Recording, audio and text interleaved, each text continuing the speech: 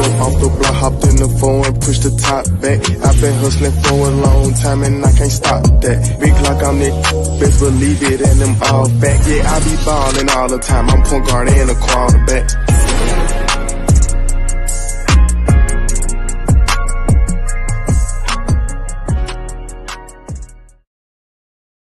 What's going on, everybody? Welcome to another Sports and Culture Sports Media interview. I am your host, Tyler Butler. We are joined today by some very special guests here in the upstate. We're going to get into them in a minute, but also, as always, we got to go ahead and pay the bills. This internship, well, not internship, but this interview is brought to you by the Carolina Law Group, who just won the Best in the Upstate Awards as a law firm. So make sure that you go get your free consultation today by visiting www.thecarolinalawgroup.com.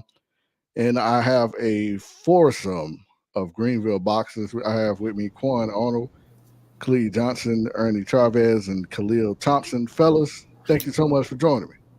Appreciate you for having us. No problem, man. We're just going to kick everything off. Like I said before, just going to ask kind of few questions, and all you guys can jump in at the same time or go one by one. It's either or. And I kind of like to start at the beginning of everybody's journey. Like, we can start with you, Quan. Like, when did you start boxing, and what exactly drew you to the sport? I started boxing. I was probably like 13 going on 14. So I used to get in trouble a lot in the where I'm from, in the hood, in the school. So I just turned to something positive. You from the upstate, right? Yes, sir. Greenville. Okay. Yeah.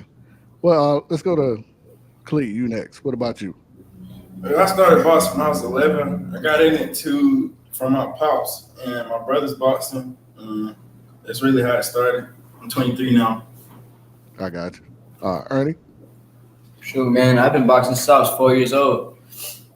So, I mean, my dad just always put me in it, you know what I'm saying, and just took off ever since then. And kind of just to follow up with that, I mean, you started off at the age of 4. Like, was there any point in time where you felt like this might not be for you, or did it just get better and better the older you got? When I was around like 17, 18, I kind of felt burnt out a little bit because I have been doing it so long, so I took a little layoff for about a year and a half, and that me not boxing as much and stuff like that and kind of experiencing other things, I realized that the other stuff wasn't for me, so it just made me come back even stronger and hungrier.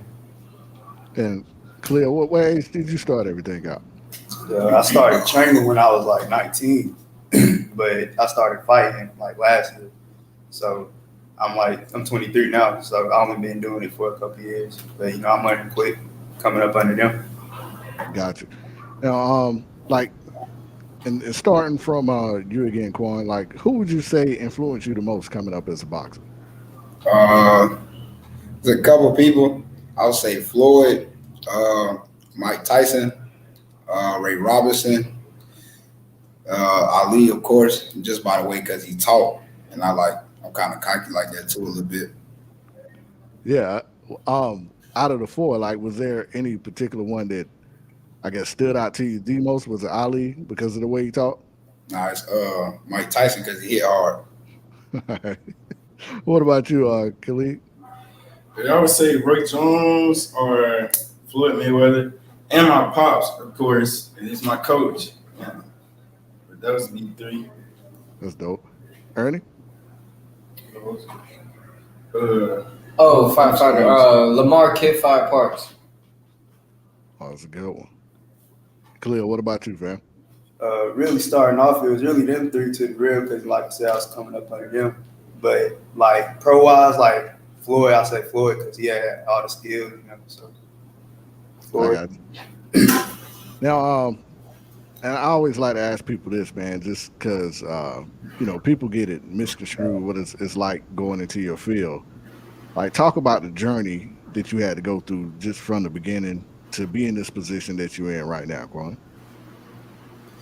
I would say it's really a hard, long journey because it's like no matter the age you start at, it's like you're going to find somebody that's on that level. So once you meet that person, you're going you're gonna try to be on that level too. So through that journey, you're gonna fight a lot of people, go through a lot of states that's hard. Talking about a lot of fights that's hard. So it really be like, I don't know, man. It's kind of hard to me though. It might be easier for somebody else, but I got it out the mud for real. So it's hard to me.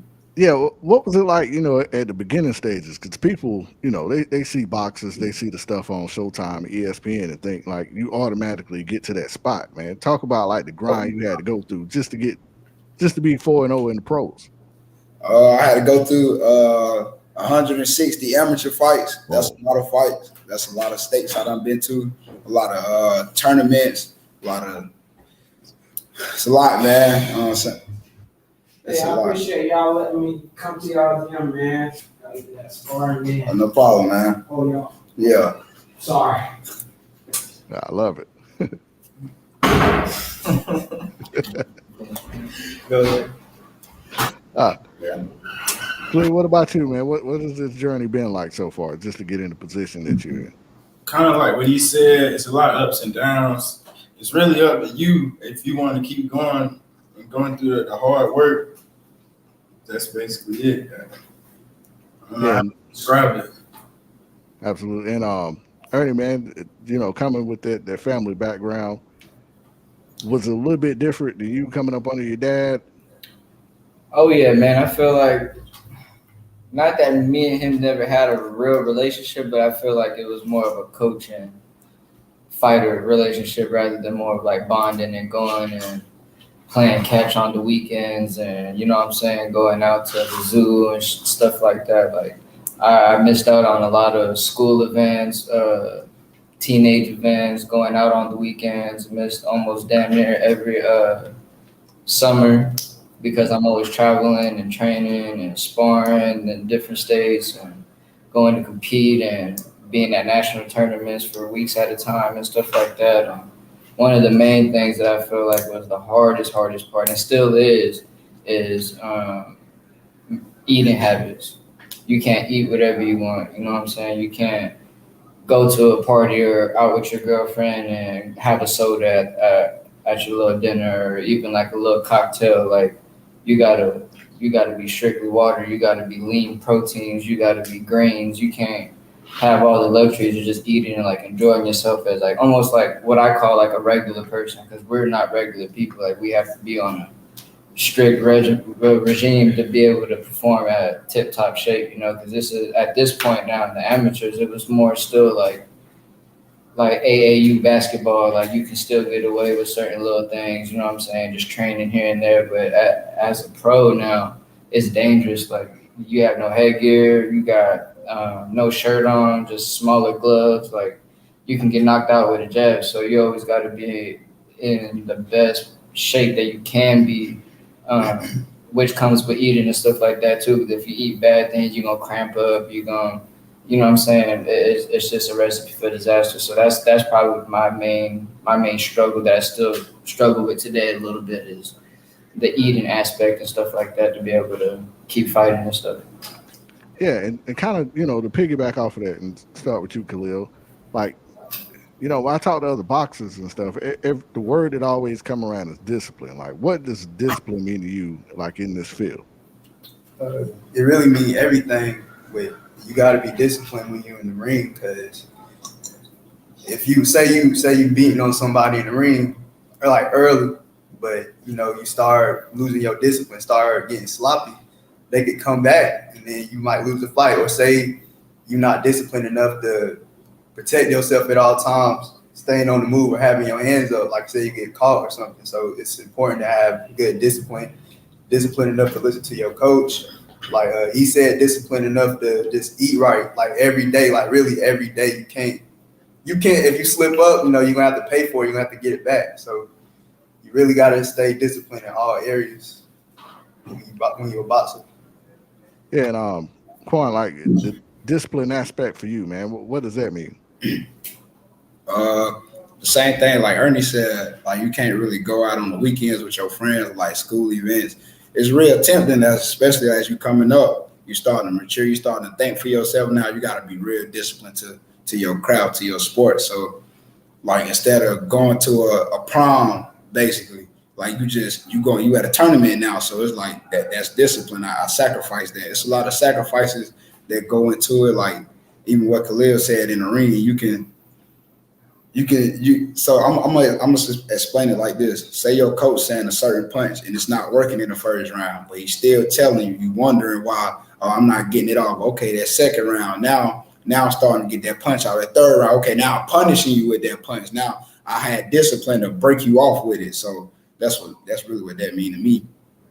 Yeah, and kind of for you and Ernie, when you guys were talking about a lot of the stuff you'd have missed out because you were training. Is that something you wish you could get back? Like, you ever think about that? Sometimes, man. It's better that we grind now and we can do that in our later ages, like when we're 40ish. Yeah, that's what I was about to say too. It's more like a 50-50 to me. Yes and no, because like I said, you want to experience life, you know what I'm saying, as a person and stuff like that. But if you take the sacrifice now, like they say, you can do the stuff that you could have did as a teenager and stuff like that, but times 10. If we stay disciplined enough to at least make a name for ourselves and do certain things in this sport now, then it will just get it a lot younger. Because I grew up going to national tournaments, being ranked #1 in the United States for a few years and stuff like that. You know what I'm saying? And people that I was running with, like Gabriel Flores and Otha Jones and stuff like that, really good fighters, made USA teams and stuff like that. And now other people are starting, like this age now, are starting to like feel for themselves, like how Quan was saying, like you start to grow into being your own man and like wanting to do certain things. So it's like, I'm glad I kind of fell off a little bit sooner and then was able to pick that up and be like, now, all right, this is what I got to do. Because there's not even just them, but like a lot of people in the sport, like around this age, it's like the make or break deal. Like you can just be like, you know what, like I'm good. Like I don't want to stay disciplined for the next 10 years until I'm 30, till I got to retire or whatever. Like, so it's a make or break point right now. So I feel like I did miss out on a lot and sacrifice a lot, but I feel like it'll be worth it in the end. So that way I'm not saying, oh, why I didn't take that chance and do certain things. You know what I'm saying? We're already lined up right now to go ahead and just showcase ourselves. So can't take the pedal off the gas now. Absolutely. And Quan, man, you mentioned earlier, you were talking about the coach. Like for those that's not really familiar with boxing and what all goes into it, talk about how important it is, man, to have that coach at your side, seeing stuff that you may not can see when you're in the heat of the battle. Man, it's really big because like ego go into it too. You think what you doing is working in the fight, and your coach might think you losing because he been coaching for so long. He know that's like that ain't gonna keep working for you. Just like I was saying, like that one punch of breaks, that one punch could kill you too. So it's like you keep throwing it, you think it's working. Now he counter off for it. Now he probably done dropped you. Now the fight over. Now it's like you losing the fight. So man, you gotta have a lot of trust in your coaches. You gotta trust them inside and outside the ring. That's one thing I love about both of my coaches. Both of their daddies, Ernie Cuevas and Shakir Robinson. It's like ever since I came in, they treated me like another son to them. So it was always like, all right, man, y'all got me, I got y'all. So that's just how it is. And being from Greenville, man, because I'm from here as well, like, do you ever, think about like, I got to do this for the city? Because there's not a whole lot of people that come out of here and be successful. Yeah. I try to bring the city out every fight though. I try to every state I go to, I always put A64 on my shoes. I get my shoes customized, or I put A64 on my outfit. So I'm always representing. Gotcha. Now, what do y'all believe is probably the most competitive weight class in boxing? We just talking about that. I'm going welterweight, man. Same. 147. I'm going super welterweight. There's not a lot of like known names in that division, but they really be getting it in, like actually fighting each other. They eat no time. Yeah, so I got that division. But it's a lot of this. I say the 135 and 147, they competitive too. I got you. What about you two? Yeah, shit. Lightweight got a lot of dogs in there to me, man, right now. That need to fight each other and stuff, so I'm gonna stay with lightweight. I'm gonna go with welter, but lightweight do got a lot of action in it too. There's a lot of people in both brackets. Yeah, this is up. Now, talk about let's go into like the week of the fight. What is your training regimen like? Take us through that. What is that like? I try to every week before the fight. I try to train like twice a day. So wake up, probably train from 10 to 1. Might take a nap, come back probably 4:30 to like 7:30. So you're really training hard twice a day. You know what I'm saying? It's the last week of the fight. You got to shave those extra pounds off. Sometimes you got to wear a summer suit. You really can't eat nothing because you losing it. You don't want to gain nothing. I ain't gonna lie, man. The last week of the fight be hard. It be like you really can't eat what you want to, and then you can't just wild out. You gotta stay strict. That's when discipline really. That's when you see a champion at that last week of the fight because he's gonna do everything you gotta do to make that weight. What's that week like for you, Khaliid? It's really the same steps. You breaking down because that's the fight week. Well, yeah, that's the fight week. So you going into that Friday weighing in, and that Saturday you got to fight. So just staying focused, getting your head right, prepare for that fight because you've been training that whole time for that. What's your preparation, Khalil? I still fight amateurs, so really, I got to stay ready at all times because, amateurs, they usually fight on Saturday. So my coach might tell me any day of the week. He might tell me on Thursday. He did that one time. He told me Thursday, hey, you got to fight this weekend. I'm like, yeah. So like, you just got to. I got to stay ready. So I'm always training. Really. Yeah. And to piggyback out, like, how was that like, dog? Like mentally, never knowing when your fight is coming. At first, early starting off, I was like, man, I wasn't scared or nothing, but you just like, man, when I'm gonna fight, like, you never know. Like, you might go 2 weeks without fighting, then you might just fight that next week. If you wasn't disciplined or training, then you might take a loss. But now I'm really, like I said, I stay training, so I'll really be ready at all times. I don't be worried about if he tell me late, then I'll be ready. I'm already expecting like, okay, I might have to fight this weekend. So, gotcha. Yeah. Ernie, man, walk us through that week for you, like from that Monday leading up to fight night. Sure, man. It's really just a cool down week because if I have a fight coming up, I usually know ahead of time. You know what I'm saying? So that I already have all my like physical training and stuff done. I just got to make sure I'm on weight that week, no sparring and stuff like that to prevent injury and little things like that. You know what I'm saying? Just coasting to make sure I make my weight, so that way I can perform come the weekend. The day of the fight, man, did any of y'all have a superstition? Like you have to do this every time? Oh, I gotta look good, bro. Yeah, you gotta dress good for real. Feel good, look good, fight good. Yeah. What about y'all, man? Yeah, that's different. Like a certain food you gotta eat. I can't. I gotta eat. Oh, I eat fruit. Yeah, I gotta eat. I eat a lot of fruit. I gotta eat like a carb, like a good healthy carb and some vegetables or something. Or if I don't do that, then I feel like, man, I'm gonna be all sluggish if I eat something bad or something. So I gotta eat healthy. Like, gotcha. Yeah. Okay, I ain't know if it like did something to your body wise, but it's more mental. It's more mental, but you still want to keep your electrolyte. Yeah, you don't want to eat nothing hot though. Yeah, it might mess your stomach up later on that day. Yeah. Gotcha. Any of y'all got like well, I'm sure everybody do. What's like your dream fight? Like if you could fight anybody at any place, who would that be and where would it be? Bam Rodriguez in Las Vegas. Everybody can say Las Vegas. Location. I want Ryan Garcia. Oh, Ryan Garcia. Oh, that's a good one. I fought him when I was 11 or 12. That's when I just started boxing. It ain't going in my favor, but I want the rematch. Hey, that ain't that wrong with that. That fight was in Cali. Cali. Gotcha. Man, but good.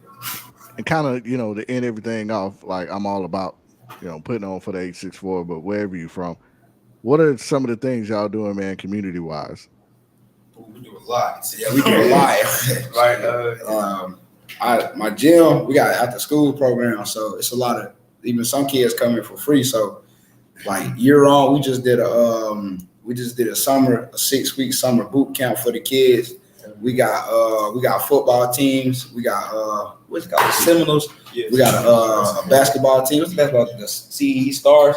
We got the CE Stars. They go to a lot of tournaments. It's a lot of AAU work going on.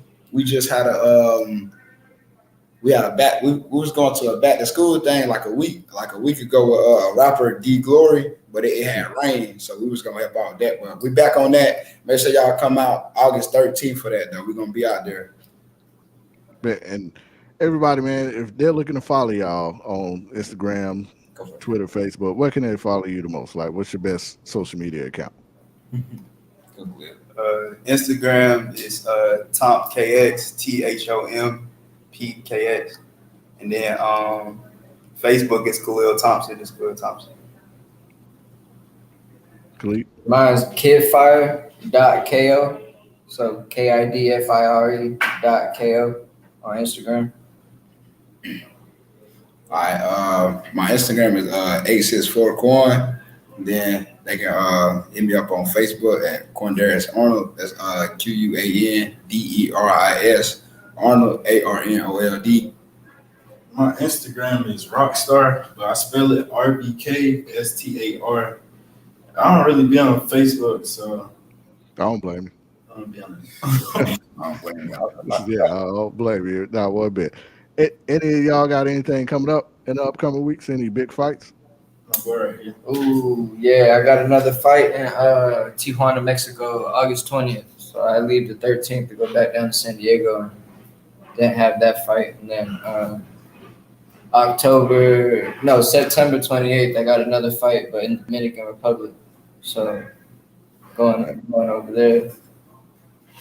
Hey, keep us posted, man, so we can make sure we follow y'all and definitely support. I'm all about supporting my people, and hey, I consider y'all. You come on here, you family to me, so I appreciate y'all coming on today. I appreciate you too, man. Thank you. Thank you. Yeah. My pleasure. Again, y'all, thank y'all so much for tuning in. It's been another Sports and Culture interview.